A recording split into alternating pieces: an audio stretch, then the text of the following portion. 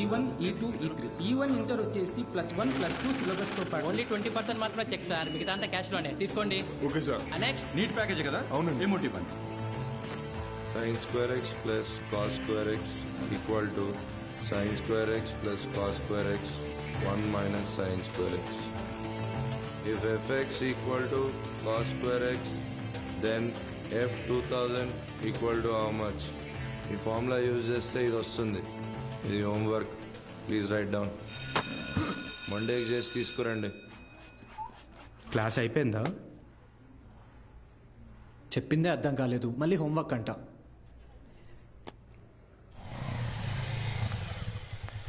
రెండు రోజుల్లో ఖాళీ చేస్తారుగా. అభి ఇక్కడ సంతకం చేయరా. ఎవరమ్మా అతను? నాన్న తాతగారు వీడియో షాప్ అమ్మేస్తున్నారా? ఏమంటావేంట్రా? నువ్వు చదివే చదువుకి నీకు వచ్చే మార్కులకి ఇంజనీరింగ్ సీట్ ఎలాగో రాదు. కొనాలి కదా, అంటే అమ్మాలి కదా. రేపు వెళ్ళి షాప్ మొత్తం ఖాళీ చేయించు.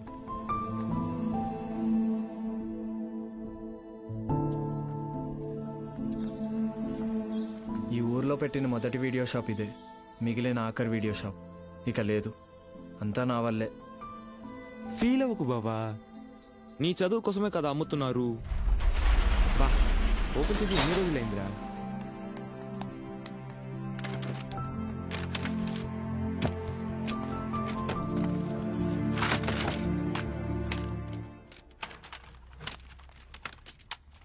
ఒరే అభి, ఇవి మీ తాత కలెక్షన్ లా ఉన్నాయిరా. రేయ్ నోర్మయ్యరా, తాత బిజినెస్ మ్యాన్ అన్నా. వెరీ రేర్ కలెక్షన్ రా, ఇంటర్నెట్ లో కూడా దొరకవు.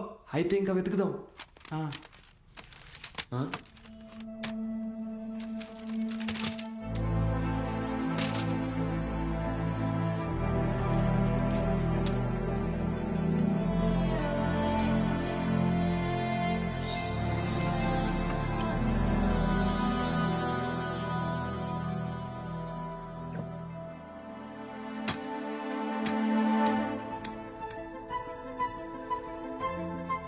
ఇటువరా చూస్తా, ఏదో పెద్ద హీరోయిన్ బ్లూ ఫిల్మ్ అయి ఉంటుంది. హీరోయిన్ అందుకే మీ తాత సీక్రెట్ గా దాచిపెట్టాడు. అవునా? రేయ్ టీవీ తీసుకురా.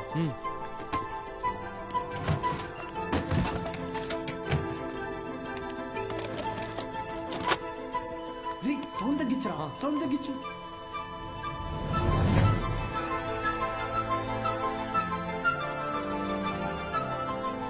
ఎవడబా వీడు? హీరో ఏదో టీచ్ చేస్తున్నాడేంటి? అరే ఇది వింటేజ్ రా, డైరెక్ట్ గా మ్యాటర్కి రారు, మెల్లమెల్లగా మూడ్ లోకి తెస్తారు. First story, next screenplay, తర్వాతేనరా మ్యాటర్. అదే రా కిక్కు.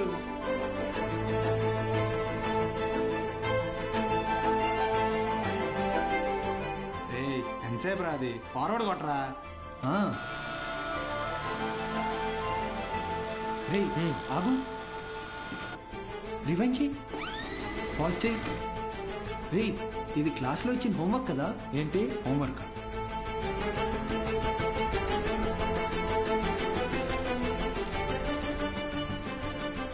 సౌండ్ పెట్టి ప్లే చేయి. f of x is equal to cos square x plus 1 minus cos square x the whole square by sin square x plus cos to the power of 4x. Cos square x plus 1 plus cos to the power of 4x minus 2 cos square x by sin square x plus cos to the power of 4x. Understand? ఇక్కడ a minus b the whole square ఫార్ములాని use చేయాలి.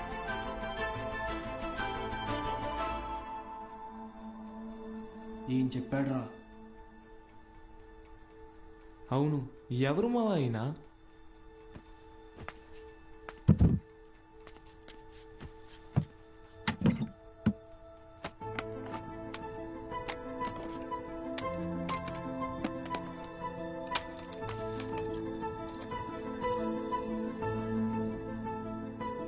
ఏ స్ఫూర్తి 4th May 2000 సిరిపురమా?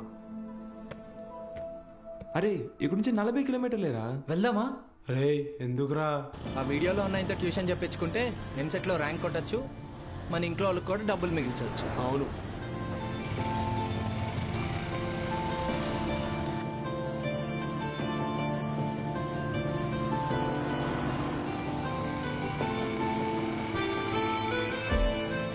తమ్ముడు ఇక్కడ ఏ స్మూర్తి గారు ఇల్లు ఎక్కడ? అరే మూర్తి, నీకోసం వచ్చినట్టున్నారు చూడరా. రే తమ్ముడు, ఈడు కాదురా, ఆయన కొంచెం పెద్ద ఆయన, ఓ 50 సంవత్సరాలు ఉంటాయి. మూర్తి పేరుతో ఈ ఊళ్ళో చాలా మంది ఉన్నారు బాబు. మీకే మూర్తి కావాలి? మేడం, ఈ ఊర్లో 20 సంవత్సరాల క్రితం మూర్తిని ఒక లెక్చరర్ ఉండేవాడా? అలా అయితే ఈ ఊరు గవర్నమెంట్ కాలేజీలో పనిచేసిన ప్యూన్ ఒకతను ఉన్నాడు. వీళ్ళు లెక్చరర్ కాదు బాబు, మా కాలేజీలో చదువుకున్న స్టూడెంట్. అప్పుడప్పుడు వస్తుంటాడు. ఇప్పుడు ఎక్కడున్నాడు? కడపలో, ఆ జిల్లా కలెక్టర్ కదా. కలెక్టరా? ట్యూషన్ చెప్తారంటావా? ఒక్కసారి కలవాలనుందిరా.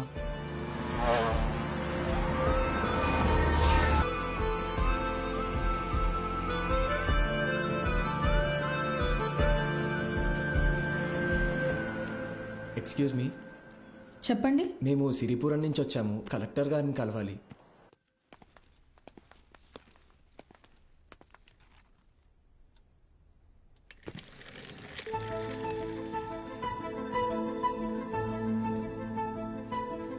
రే, ఈడ ఆయన కాదరా, పద. రే, కలెక్టర్ రా. రండి అల్లా, ఒకసారి అడిగి చూద్దాం. ఆయన చూస్తాను. ఏంటి, ఎవరు మీరు? ఇటు రండి. మీ పాటికి మీరు వచ్చారు, పోతున్నారు, ఏంటి సంగతి? సార్, మేము అనకాపల్లి నుంచి వచ్చాము. అయితే అది సార్, రీసెంట్గా వీళ్ళ తాత వీడియో షాప్ అమ్మేస్తుంటే. వీడియో షాపా? మీ తాత పేరేంటి? భూషణం సార్. భూషణం గారు మనవడువా? రండి, కూర్చోండి. నేను చదువుకునే టైంలో మీ తాత నాకు బాగా క్లోజ్. ఆయన చనిపోయినప్పుడు మీ ఇంటికి కూడా వచ్చాను. అప్పుడు నువ్వు 4వ 5వ క్లాస్లో ఉండుంటావు. 4th sir. సరే చెప్పండి, ఏంటి ఇలా వచ్చారు? మా తాతగారు షాప్ అమ్మేసేటప్పుడు ఈ క్యాసెట్స్ బయటపడ్డాయి. ప్లే చేసి చూస్తే ఎవరో ఒక ఆయన మ్యాథ్స్ క్లాసులు తీసుకుంటున్నారు.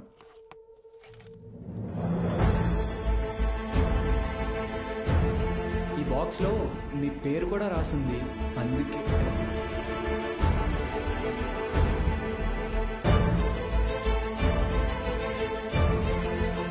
ఆ వీడియోలో ఉన్నాయని ఎవరు సార్? నా గురువు.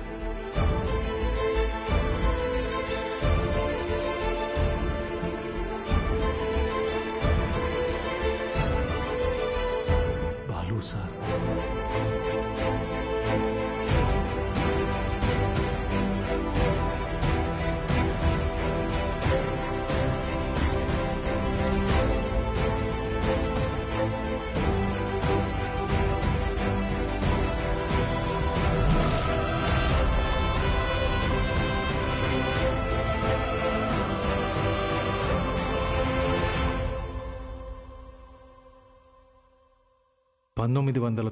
దశకంలో ప్రైవేటైజేషన్ ఆఫ్ ఎకానమీ వల్ల దేశ రాబడి బాగా పెరిగింది. జనాల జీవన పరిమాణం పెరిగింది. చదువు అనేది ఒక నిత్యావసరంగా మారింది. ఇంజనీరింగ్, ఎంబీబీఎస్ లాంటి ప్రొఫెషనల్ కోర్సులకి డిమాండ్ బాగా పెరిగింది. ఈ మార్పుని గుర్తించిన కొంతమంది వ్యాపారస్తులు విద్యని ఒక వ్యాపారం కింద మార్చేశారు. ఎక్కడికక్కడ ప్రైవేట్ జూనియర్ కాలేజెస్ని పెట్టి ఎంసెట్ కోచింగ్ పేరుతో జనాల క్రేజ్ని సొమ్ము చేసుకోవటం మొదలుపెట్టారు. క్వాలిటీ ఆఫ్ ఎడ్యుకేషన్ పేరుతో ఇష్టానుసారం ఫీజులు పెంచేశారు. అదే సమయంలో స్టేట్ గవర్నమెంట్కి గవర్నమెంట్ జూనియర్ కాలేజెస్ని నడపడం భారంగా మారింది.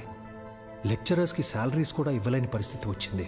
దీన్ని అవకాశంగా తీసుకున్న ప్రైవేట్ కాలేజ్ ఓనర్స్ హై శాలరీస్ని ఆశగా చూపించి ఎక్స్పీరియన్స్డ్ అండ్ బెస్ట్ గవర్నమెంట్ ఫ్యాకల్టీని తమ వైపు లాక్కున్నారు. లెక్చరర్స్ కొరత వల్ల చాలా చోట్ల గవర్నమెంట్ కాలేజెస్ మూతపడ్డాయి. ప్రైవేట్ కాలేజెస్లో చదవలేని పేద విద్యార్థులకి చదువు ఒక అందని ద్రాక్ష కింద మారింది. దాంతో వాళ్ల తల్లిదండ్రులు ఆందోళనకు దిగారు. గవర్నమెంట్ కాలేజీల మూసివేతకి, ప్రైవేట్ కాలేజీల దందాకి వ్యతిరేకంగా ఆపోజిషన్ లీడర్స్ నిరసన తెలియజేశారు.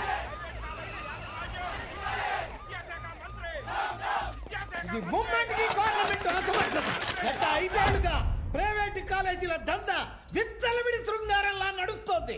నా చదువు మొత్తం 5,000 ఫినిష్ అయింది.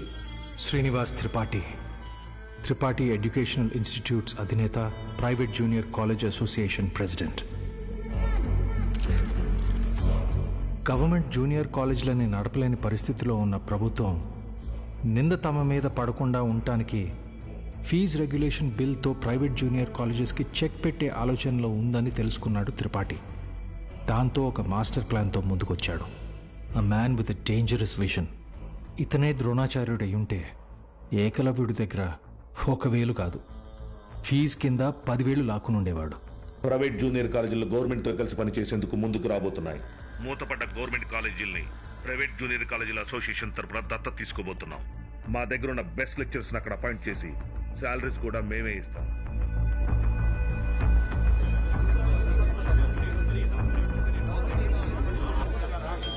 సైలెన్స్. ఎందుకే భయపడతారు? ఏంటి త్రిపాఠి, మీ పాటికి మీరు టీవీ లైవ్ ప్రోగ్రామ్ లో ఇష్టం వచ్చినట్టు ప్రామిసులు చేశారు. సైలెన్స్. గుడి దగ్గర ముష్టి వాళ్ళకి చిల్లర వేయడానికి నేను ఆలోచిస్తాను. అలాంటిది మనకు నష్టం వచ్చే పని నేనెందుకు చేస్తాను? ఈ దేశంలో చదువు అనేది ఒక నాన్ ప్రాఫిటబుల్ సర్వీస్. ఏవో చిన్న చిన్న లూప్ హోల్స్ వాడుకొని మనం వ్యాపారం చేసుకుంటున్నాం. ఒక్క fee regulation bill can finish all of us. ఏ mister Srinivas, Srinu coaching centre 45,000 fee per annum. Sudden గా 6,000 ఫీజ్ తీసుకోమని నీకు నోటీస్ వస్తే ఓకేనా? ఏంటి సార్, ఐఐటి రమణయ్య గారు, మీ ఇన్స్టిట్యూట్లో 80% ఫీజ్ క్యాష్ రూపంలో తీసుకుంటున్నారు. ఈ వయసులో ఐటీ రేట్ జరిగితే తట్టుకోగలరా? త్రిపాఠి, మన కాలేజీలోని బెస్ట్ లెక్చరర్స్ని గవర్నమెంట్ కాలేజీలకి పంపిస్తే ఇక్కడికి వచ్చి చదువుకునేది ఎవరు? Use your brain Sudhakar. Best lectures ఎందుకు పంపిస్తాం? మరి మనం పంపించేది 3rd grade junior లెక్చరర్స్ని.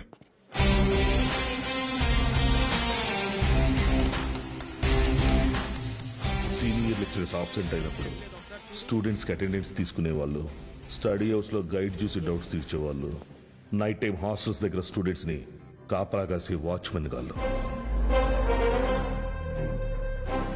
Volleyball bet match sir. ముందు 100 రూపాయలు అన్నారు, ఇప్పుడు 1000 ఇస్తేనే కానీ వెళ్ళను అంటున్నారు సార్.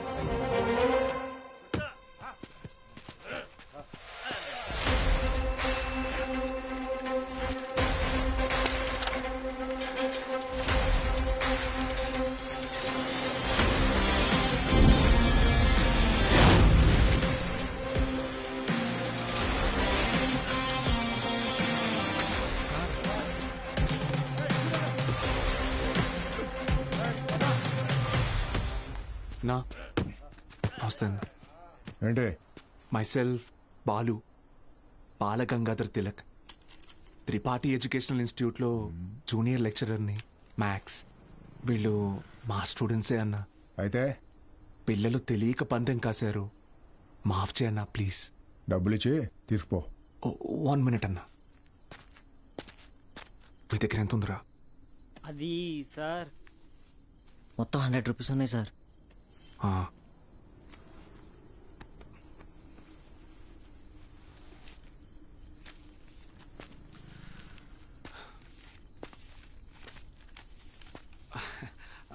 Approximately 600 rupees ఉన్నాయన్నా.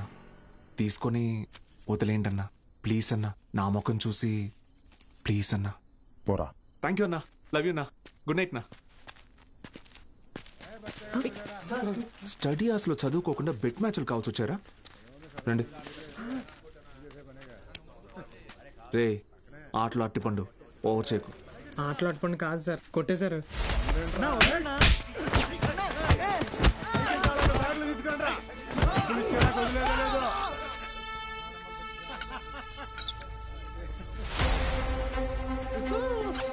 నా మా స్టూడెంట్స్ని కొట్టావా? నూకినా అయితే?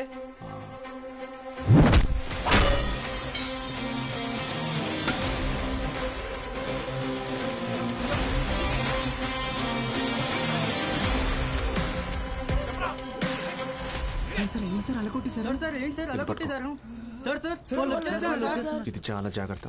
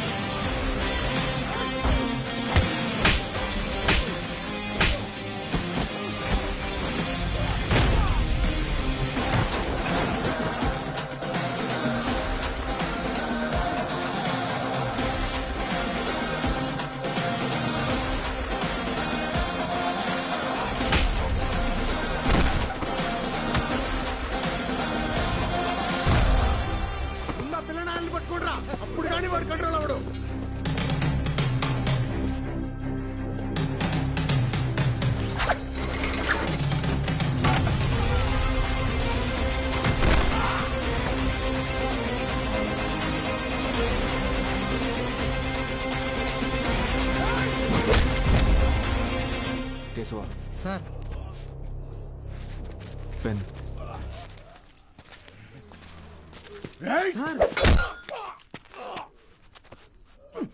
దేవుడు ఉన్నాడన్నా. Good morning everyone. మీ అందరినీ సమావేశపరచడానికి ఒక కారణం ఉంది. త్రిపాఠి ఎడ్యుకేషనల్ ఇన్స్టిట్యూషన్స్ తరపున మన స్టేట్లో ఉన్న కొన్ని గవర్నమెంట్ జూనియర్ కాలేజీలని దత్తత తీసుకున్నాం. అక్కడికి మిమ్మల్ని ఫ్యాకల్టీగా పంపాలనుకుంటున్నాం. అంటే ఇప్పుడు మన జీతం పెంచుతారా? ఇప్పుడు మీకు ఇచ్చే శాలరీ యాజ్ ఇట్ ఈస్ గా కంటిన్యూ చేస్తాం. ఒకవేళ మీ పర్ఫార్మెన్స్ బాగుంటే దానికి తగ్గట్టుగా మీకు రివార్డ్ ఇవ్వటం జరుగుతుంది. సార్ రివార్డ్ అంటే ఏమిస్తారు సార్? ఎవరది? Sir sir myself Balagangadhar Tilak అని రివార్డ్ అని చెప్పారు. అది ఎలాంటిదో మాకు కూడా చెప్పారంటే కొంచెం ఎంకరేజింగ్ గా ఉంటుంది. ఏం కావాలో నువ్వే చెప్పు. సార్ నిజంగా మా పర్ఫార్మెన్స్ మీకు నచ్చితే మాకు ప్రమోషన్ ఇవ్వండి సార్.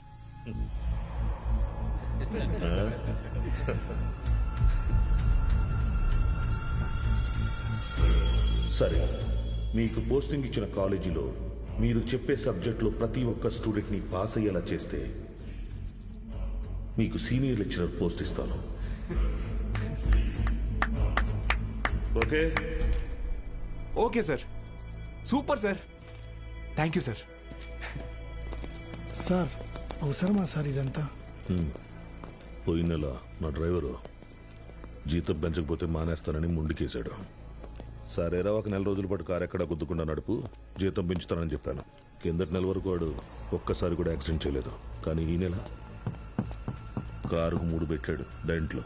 మనకిచ్చే ఉద్దేశం లేకపోతే వాడికి మొయ్యలేనంత ప్రెజరైనా ఇవ్వాలి, లేదా చేయలేనంత పనైనా అప్పచెప్పాలి. రై, ఏసీ ఆన్ చేసావా? వేసాను సార్. జీతం పెంచమని అడగటం మానేసి ఉద్యోగం తీయకపోతే చాలు అన్నట్టు పడి ఉన్నాడు. వీళ్ళు అంతే పడి ఉంటారు. ఎక్కువ ఆలోచించుకో. Yes sir.